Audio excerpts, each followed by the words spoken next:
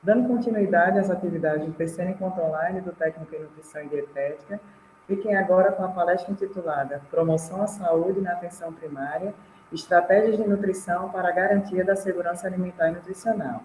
A palestra será ministrada pela mestre Jussiane Medeiros Araújo, que é nutricionista e mestre em avaliação em saúde, e pelo especialista José Douglas Bernardino Domingos, técnico em nutrição e dietética pelo CAVM da Universidade Federal da Paraíba e nutricionista graduado na Universidade Federal de Campina Grande.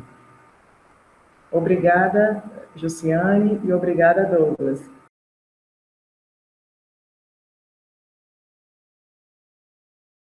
Olá, meu nome é Jussiane, sou nutricionista e irei falar um pouquinho com vocês, conversar sobre a promoção à saúde na atenção primária e quais as estratégias de nutrição para a garantia da segurança alimentar e nutricional.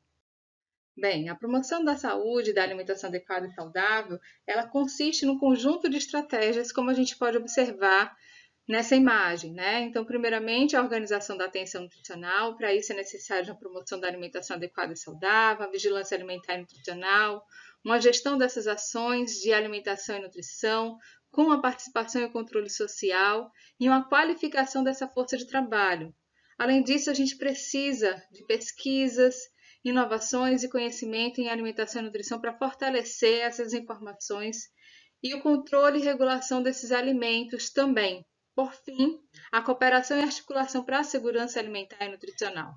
Bem, no território, né? Então, ela consiste nesse conjunto de estratégias para a melhoria da qualidade de vida dos indivíduos dessa coletividade, que pode se materializar por meio de políticas, de estratégias, de ações de intervenção, com o objetivo de atuar sobre os condicionantes e determinantes e sociais, né, de forma intersetorial e com a participação popular, fundamentalmente, favorecendo assim escolhas saudáveis por parte dos indivíduos e coletividade no seu território onde eles residem, então trazendo a realidade desses indivíduos também.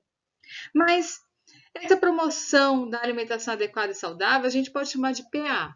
Ela tem como objetivo apoiar estados e municípios brasileiros no desenvolvimento dessa promoção e proteção à saúde da população.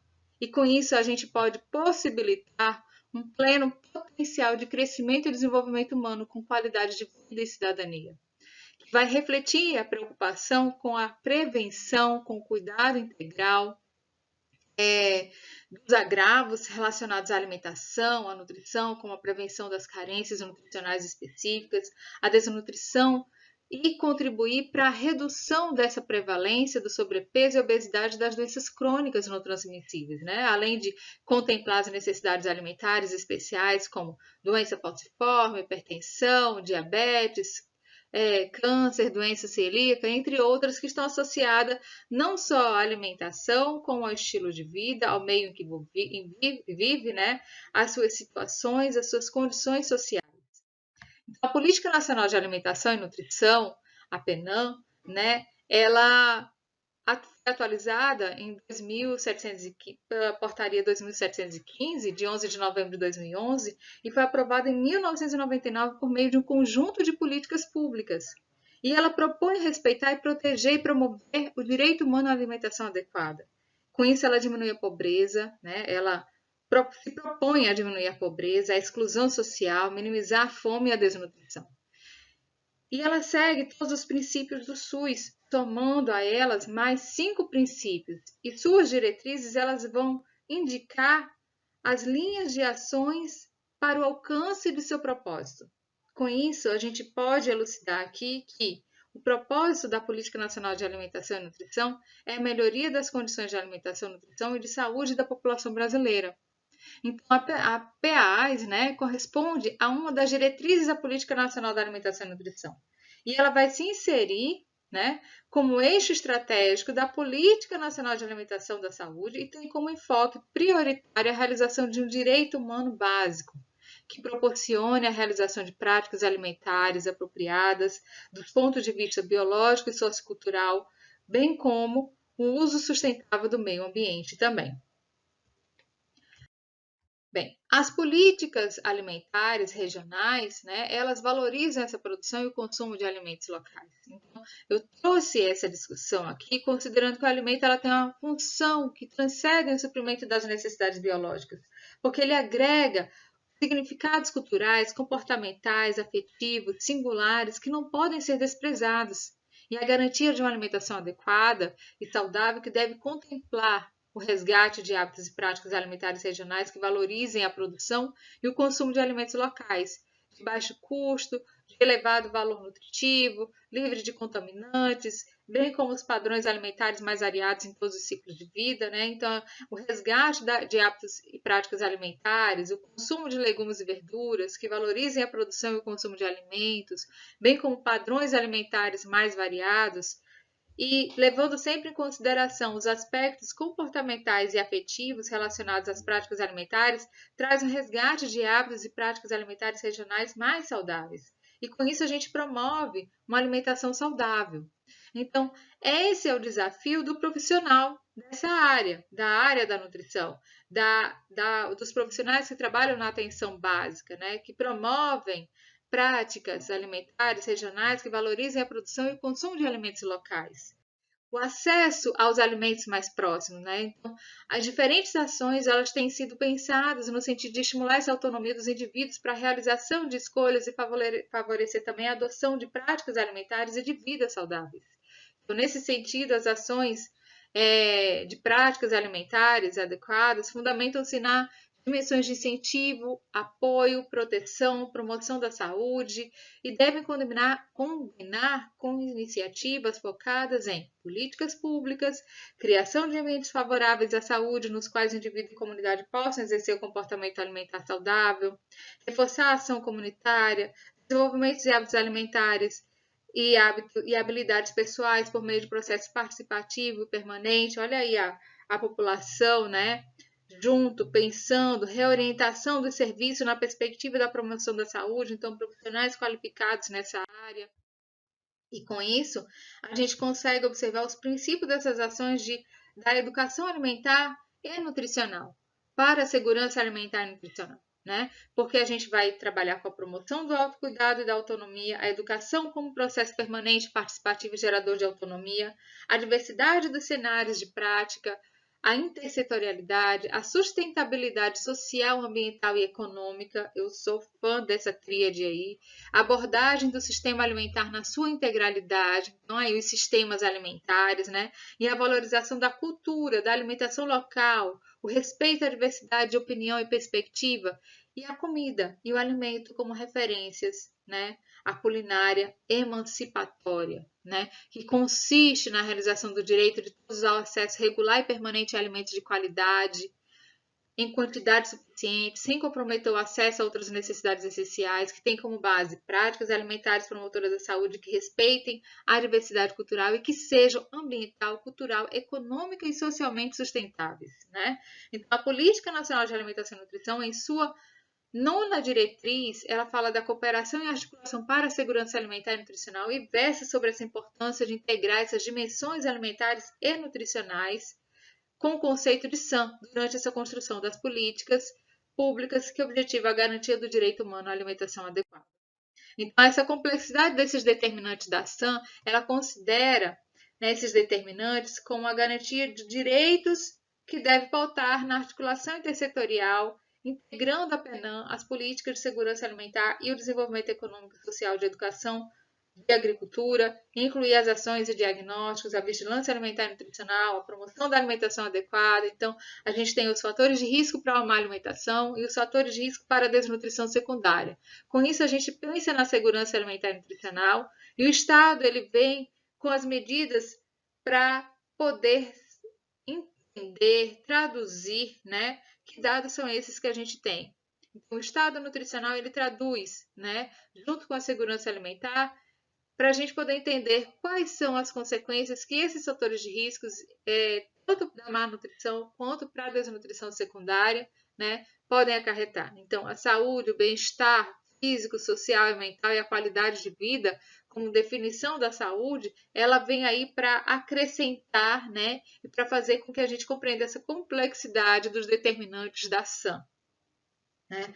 E com isso, o agravamento dessa situação de insegurança alimentar no Brasil, ela desafia os gestores, os profissionais de toda a sociedade civil a pensar ações capazes de garantir, né, não só a ação, como o direito humano à alimentação adequada. E estes documentos, eles apresentam orientações para apoiar gestores e profissionais para organizar a atenção às pessoas em situação de insegurança alimentar, fortalecendo as articulações entre o SUS e outros setores que se relacionam com a garantia da ação. Bem, o contexto epidemiológico, a gente sabe que estamos vivendo uma pandemia e a gente classifica como emergência de saúde pública de importância nacional, né? O ESPEN, que acarretou em repercussões negativas no campo social e econômico, especialmente para a população mais vulnerável. E verificou-se também a diminuição no acesso, né, permanente à alimentação adequada. Então, a gente tem um espelho aí do nosso país que ficou muito mais enaltecido. Então, a obesidade, a desnutrição, o acesso à alimentação. Então, tudo isso daí ficou enaltecido nesse contexto epidemiológico. Então, a portaria 894/2021 institui um caráter excepcional também temporário incentivo financeiro federais para esse custeio dessas ações. Então, a gente tem aí o Bolsa Família, né? Algumas parcelas aos municípios, Distrito Federal para auxiliar esse enfrentamento. O capítulo 3 dessa portaria, ele traz o fortalecimento da atenção à gestão de crianças menores de 7 anos no programa Bolsa Família, apresentando má nutrição, estando entre as ações mínimas, né? Mas se o direito à alimentação é para todos, por que a gente precisa também criar critérios? Todos que estiverem nesse critério aí, eles têm acesso, né? A população, o indivíduo, o cidadão que está em território brasileiro, ele tem direito à alimentação, independente desses critérios também. Então, realizar vigilância alimentar e nutricional, acompanhamento da saúde, o acompanhamento das condicionalidades, a implementar por meio de instâncias intersetoriais. Tudo isso daí são formas, né, da gente poder compreender e da gente poder ter acesso a essas informações e saber quais as políticas que podem ser construídas para minimizar essa situação também. Então, tendo em vista que o direito à saúde e à alimentação adequada e saudável são indissociáveis, o Ministério da Saúde ele disponibiliza este material também para orientar o processo de monitoramento e avaliação da situação da insegurança alimentar nos territórios, em adição nos municípios com o intuito de apoiar o Estado. Então, esse documento, essa portaria que foi criada, ela vai de encontro, né, às necessidades, a fim de contribuir para fortalecer também a segurança alimentar e nutricional nos territórios também. E aí a gente vem com a atenção primária à saúde como potencial protagonista para a garantia dessa segurança alimentar e nutricional nos territórios. Então, não é o hospital, não é a média complexidade, as UPAs que vão para o território, né? Então, quem está em primeiro contato com os profissionais de saúde e residentes do território, que apresenta enorme potencial de contribuição à garantia da ação por meio de ações de promoção da saúde e da alimentação adequada e saudável, especialmente em áreas com altos índices de vulnerabilidade social e econômica, é a atenção primária à saúde, que vai assumir essas funções de ordenação da rede intersetorial, coordenação equitária do cuidado da saúde, que tem como potencialidade a atuação do rastreamento e identificação da insegurança alimentar, na promoção da segurança e do direito humano à alimentação adequada e a identificação dessa prevalência de insegurança alimentar nos territórios também. Então, aqui algumas imagens, algumas ações que atuo na atenção primária à saúde, no Núcleo de Apoio à Saúde da Família, o NASF, né, algumas ações que durante a pandemia, nos seus primeiros anos, né, 2020, 2021, a gente conseguiu realizar. Então, a gente mapeou os espaços de insegurança alimentar, a gente viu os potenciais que a gente tinha dentro do território, como pessoas fazendo sopões, pessoas fazendo doações de alimentos, ONGs, ONGs, né, que estavam lá nos espaços. A gente potencializou pessoas dentro do território para serem agentes também, atuantes com os agentes comunitários de saúde para identificar essas pessoas e a gente poder estar dando suporte. Então, aqui a gente tem no primeiro quadro onde tem o pessoal com esse papelzinho na mão, é um certificado que a gente deu assim para emblemático, né, dessas pessoas que atuaram lá, que passaram por essa formação. Então, outra aqui, de noite, meio escura ali, eu estava até com a máscara ali, com a melancia, né? A máscara no rosto de tecido, ainda no início, a máscara de tecido ainda protegia, né?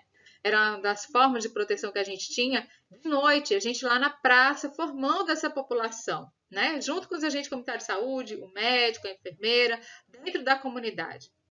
Bem, considero o cenário epidemiológico atual como uma conformação da atenção primária à saúde no território, que é imprescindível que sua capacidade de rastreamento e resposta à insegurança alimentar seja ampliada, e que isso contribua não apenas para o enfrentamento igualitário dos problemas de saúde, mas como um espaço de efetivação do direito à saúde e à alimentação. E com isso eu finalizo e agradeço, desejando um ótimo evento para todos, né? E qualquer dúvida podem entrar em contato comigo, podem mandar mensagens, eu acho que ficará meus contatos aí também. E agradeço, com muito obrigada, e finalizamos aqui. Obrigada.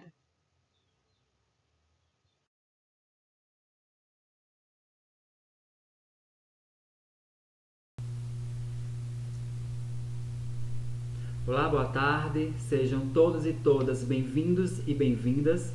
Eu sou o nutricionista Douglas Domingos, especialista em nutrição clínica e esportiva, bacharel em nutrição pela Universidade Federal de Campina Grande, técnico em nutrição e dietética pelo Colégio Agrícola Vidal de Negreiros e auxiliar em nutrição e dietética pelo Colégio Agrícola Vidal de Negreiros. E para este momento, nós vamos falar um pouco sobre a promoção à saúde na atenção primária, estratégias de nutrição para a garantia da segurança alimentar e nutricional. E para iniciar o momento, eu trago alguns conceitos bem importantes que a gente precisa entender. E de início, a Portaria 2.436, que ela estabelece a revisão de diretrizes para a organização da atenção básica no âmbito do Sistema Único de Saúde, que, segundo o Brasil, a atenção básica é o conjunto de ações de saúde individuais, familiares e coletivas que envolvem a promoção, prevenção, proteção, diagnóstico, tratamento, reabilitação, redução de danos, cuidados paliativos e vigilância em saúde, desenvolvida por meio de práticas de cuidado integrado e gestão qualificada, realizada com equipe multiprofissional e dirigida à população em território definido, sobre as quais as equipes assumem responsabilidade sanitária. A APS, de acordo com o Brasil, é o primeiro nível de atenção em saúde e ela se caracteriza por um conjunto de ações de saúde, no âmbito individual ou coletivo, que abrange a promoção e a proteção da saúde, a prevenção de agravos, o diagnóstico, o tratamento, a reabilitação e a redução de danos e a manutenção da saúde com o objetivo de desenvolver uma atenção integral que impacte positivamente na situação de saúde das coletividades. Outro conceito bem importante que a gente precisa saber é o de SAM, que, segundo o Brasil, é um conjunto de princípios, políticas, medidas e instrumentos que assegura a realização do direito a todos ao acesso regular e permanente a alimentos de qualidade e em quantidade suficiente, de acordo com a necessidade de cada indivíduo, e que não comprometa o acesso a outras necessidades essenciais, tendo como base práticas alimentares promotoras de saúde que respeitem a diversidade cultural e que sejam social, econômica e ambientalmente sustentável. Ou seja, para um indivíduo ou uma população se encontrar em segurança alimentar e nutricional, ela precisa ter condições de ter uma alimentação saudável e também ter condições que as outras necessidades essenciais, como a medicação, como vestes, né? Ou seja, sejam garantidos também. Se a família ela precisa tirar o dinheiro que é destinado para a alimentação para poder comprar alguma medicação, ela já não se encontra mais em segurança alimentar e nutricional. Outro conceito é a vigilância alimentar e nutricional, que são informações sobre o estado de nutrição dos grupos biológicos e sociais mais expostos aos problemas da nutrição. Ou seja, é a partir da vigilância nutricional que a gente pode conhecer e entender melhor sobre determinado local, suas características e suas necessidades. E a partir daí, traçar metas para que essas necessidades sejam atendidas, sejam supridas. E a gente bem sabe que o profissional técnico em nutrição e dietética é uma profissão, né, que ela é reconhecida pelo Conselho Federal de Nutrição e, de acordo com a Resolução 605/2018, esse profissional pode trabalhar em diversas áreas. Eu trouxe algumas aqui da saúde coletiva para a gente só ter uma ideia, né, que esse profissional ele pode realizar entrevistas, aplicar questionários e preencher formulários, levantando dados socioeconômicos, culturais, nutricionais e de saúde e auxiliar o nutricionista na consolidação dos dados. Ele pode também coletar os dados antropométricos para subsidiar e avaliação nutricional, a ser realizada pelo nutricionista posteriormente. Ele pode também colaborar com o nutricionista na elaboração e na distribuição de material educativo, bem como na orientação à população. Auxiliar o nutricionista no mapeamento e integração das diversas políticas e programas de alimentação e nutrição, realizar oficinas culinárias pautadas nas diretrizes nacionais para uma alimentação adequada e saudável, e também participar de atividades que estimulem a melhoria de hábitos alimentares, o combate ao desperdício, o aproveitamento adequado dos alimentos e a promoção da segurança alimentar e nutricional. A partir daí, a gente enxerga e entende a importância que esse profissional tem na atenção básica, na atenção primária à saúde, visto que em algumas determinadas localidades a demanda para o nutricionista é muito alta. Então, o técnico de nutrição trabalhando em conjunto com o nutricionista se garante um atendimento mais amplo e mais completo. E para iniciar, falando um pouco sobre as estratégias que a gente pode desenvolver no âmbito da atenção primária, eu trouxe duas estratégias para a gente poder entender um pouco melhor e discutir, devido ao tempo, certo? Mas aí, alguns autores trazem que é importante que seja pensado no potencial dessa prática, o benefício que ela pode que se pode construir de forma dinâmica as práticas sociais e profissionais na nutrição. E que também se faz necessário não apenas pensar no que fazer, né? Mas também como fazer, o porquê fazer, né? Com quem eu vou fazer essa estratégia, trabalhar essa estratégia, qual o meu propósito político em realizar as ações de SAM. Desse modo, é importante que os meios para a garantia de SAM e o DHA, que é o Direito Humano à Alimentação Adequada, eles sejam abordados com clareza e de forma articulada, para que a partir daí essas práticas elas se tornem parte do cotidiano daquele indivíduo e que as particularidades de cada território sejam levadas em consideração. Porque não adianta eu traçar uma estratégia bem bacana e tentar desenvolver ela em uma localidade se eu não sei as necessidades ou as características daquela região, se eu não sei se aquela minha prática bem pensada e articulada é interessante para aquela comunidade, certo? Então é muito importante que a gente primeiro enxergue e conheça o local que a gente vai aplicar as práticas, as estratégias, né? E a primeira estratégia que eu trago para vocês é a oficina culinária com mulheres titulares do Renda Brasil, que é um antigo Bolsa Família.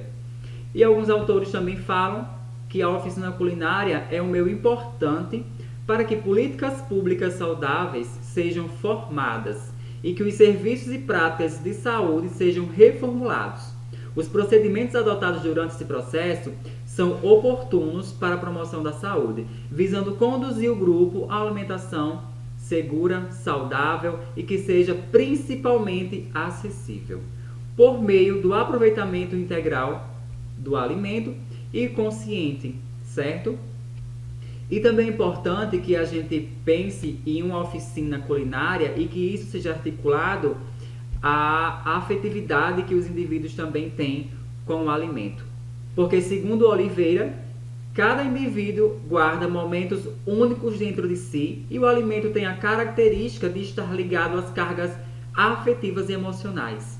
Uma comida carrega um cuidado, um carinho especial, por isso é importante reconhecer esses momentos de integração dos alimentos com as recordações e transmitir esses ensinamentos para gerações adiante. A partir daí, este momento, essa prática, ela se torna muito mais interessante e aceitável. Então, nós precisamos pensar no porquê. Por que eu vou fazer uma oficina, uma prática do aproveitamento integral dos alimentos? Porque é importante consumir os alimentos em sua totalidade, todas as partes comestíveis, porque toneladas e toneladas de alimentos são desperdiçados, são descartados no lixo, enquanto milhares e milhares de famílias e de pessoas estão passando necessidades e fome. E a gente viu agora nos últimos dados que saíram, que 30 e poucos milhões de brasileiros estão aí passando fome. E o público-alvo? Por que mulheres titulares de Bolsa Família? Porque são pessoas que estão em vulnerabilidade social e precisam participar de uma política, de um programa governamental de transferência de renda para tentar suprir as suas necessidades do cotidiano, suas necessidades essenciais. E o local para desenvolver essa prática pode ser na copa da APS, dependendo de sua dimensão. Pode ser também uma cozinha comunitária, se tiver naquela localidade. Ou também essa prática ela pode ser desenvolvida na casa das mulheres, em sua cozinha. E aí fica algo muito mais aconchegante, certo? E vai depender de cada pessoa. E por que abordar esse assunto na prática? Não só teoria. Porque colocando a mão na massa, formando um grupo, aproximando essas pessoas, levando receitas, os alimentos, cozinhando, porque para a maioria das pessoas cozinhar é um momento de terapia, de interação, de escuta, de conversação. Então, se torna muito melhor e muito mais interessante realizando essa prática com essa abordagem, de colocar a mão na massa mesmo e ser um momento prazeroso. Porque a partir daí se torna algo muito mais interessante e de aceite, certo? E eu trago para vocês algumas imagens de uma prática culinária que em particular foi uma experiência minha enquanto discente do curso de nutrição da UFCG, enquanto extensionista também. Era um grupo de mulheres titulares do Bolsa Família, na época, que desenvolvíamos várias atividades. E para esse momento em particular, nós trabalhamos o aproveitamento integral dos alimentos. E aí algumas mulheres levaram algumas receitas e nós utilizamos as cascas dos alimentos, os talos, como casca de legumes, de verduras, talos de alface, de couve, casca de banana, enfim. E aí nós íamos durante o processo do cozinhar, da interação, íamos conversando sobre a importância daquela prática, daquele momento, os nutrientes que estavam presentes naqueles alimentos, mas lembrando que a gente não pode voltar para o nutricionismo, que é reduzir o alimento ao nutriente, porque como eu falei da afetividade do alimento anterior, é importante também que a gente pense sobre isso. E é também um momento de escuta, de trocas, de conversação, e se torna muito mais prazeroso. E no final da prática, cada dupla ou grupo falava do prato que fez, da receita que fez e por que escolheu aquela receita, se tem alguma recordação por trás daquela receita, a importância daquele momento. E vocês podem perceber aí nessas fotos que uma das mulheres fez panqueca colorida, que é com a casca da beterraba, que fica uma panqueca mais rosada. Teve bolo de casca de banana, macarronada com macarrão feito a partir da casca da abobrinha, sucos, enfim.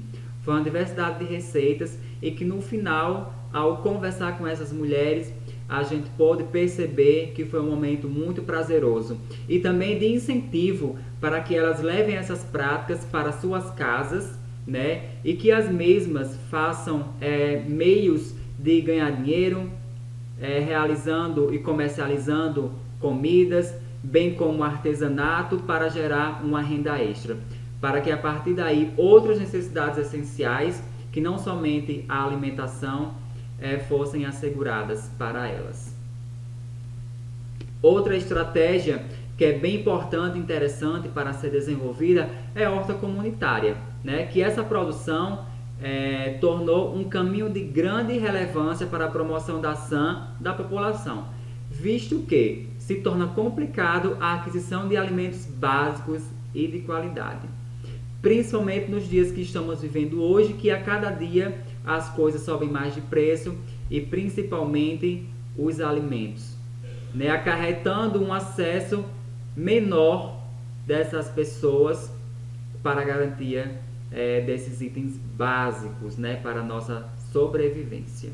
As hortas comunitárias, elas têm um papel de gerar renda na comunidade local, porque além de promover melhorias nas condições de vida dessa população, elas também asseguram a segurança alimentar e nutricional por meio da inserção de hortas, pomares, viveiros e lavouras comunitárias.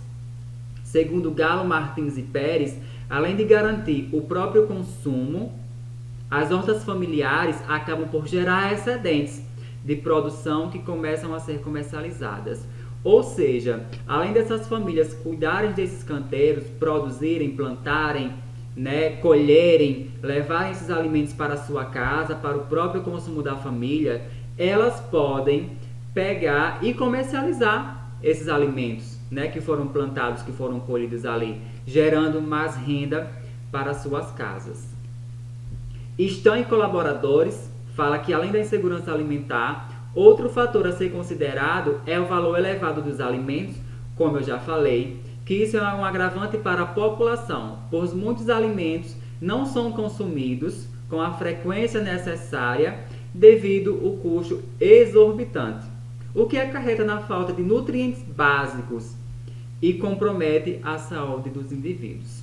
Eu trouxe algumas imagens para vocês de alguns canteiros, de algumas hortas comunitárias. E também um recorte de uma horta comunitária que foi desenvolvida em uma comunidade em Sapucaia do Sul por usuários da unidade de saúde Terra Nova, lá dessa comunidade de Sapucaia do Sul, que eles mesmos, né, desenvolveram essa horta, né, a partir de uma articulação. E hortas comunitárias são uma iniciativa da Prefeitura Municipal de Sapucaia, juntamente com a Emater. E existem 6 hortas em funcionamento, que beneficiam cerca de 70 famílias. Muitas delas que vivem em condições de vulnerabilidade social e na periferia da cidade. Essa foto aí é uma foto de um dos canteiros dessa horta comunitária, certo? E essa unidade de saúde, ela possui 20 canteiros de verduras para o próprio consumo e um canteiro de chás, ou seja, de ervas medicinais. Nesse canteiro, 10 famílias são beneficiadas e elas mesmas que fazem a manutenção, o cuidado, a limpeza e a rega. Como eu falei, ela também é articulada com o diretor da agricultura, com a Emater, com a Secretaria de Saúde, com o nutricionista responsável por essa unidade, que entra, né, conscientizando, falando a importância daquela horta, da produção, dos alimentos orgânicos, né, falando também sobre os agrotóxicos, e a enfermeira, ela entra falando sobre a parte das ervas medicinais e a importância para o corpo humano. Nessa imagem aí, vocês podem ver que cada canteiro deles tem uma plaquinha falando sobre um órgão do corpo humano, porque cada erva medicinal dessa serve para um órgão específico. Eu trouxe uma fala de uma senhora que faz parte dessa horta comunitária, que é Dona Ivone, de 62 anos, que ela fala o seguinte, abre aspas, essa horta foi uma bênção, cuido muito e levo verduras orgânicas para toda a minha família e amigos. Até as crianças da minha família percebem a diferença de comer alface da horta e alface do supermercado. É muito bom ter esse espaço. Fecha aspas. Dona Ivone planta no seu canteiro milho, cebola, moranga, cenoura, abóbora e tomates. Essas foram 2 estratégias que eu trouxe para vocês. Infelizmente não teve como trazer mais devido ao tempo, mas espero que vocês tenham gostado e que desperte, né, uma atenção maior para a segurança alimentar e nutricional e que, como essas 2 estratégias, milhares e milhares de outras podem ser desenvolvidas de acordo com a necessidade e as características de cada localidade, né? Dessa forma, combatendo a insegurança alimentar e nutricional. Essas foram as referências que eu utilizei e muito obrigado. Espero que vocês tenham gostado e qualquer dúvida, coloque aí nos comentários que a gente esclarece. Até outro momento.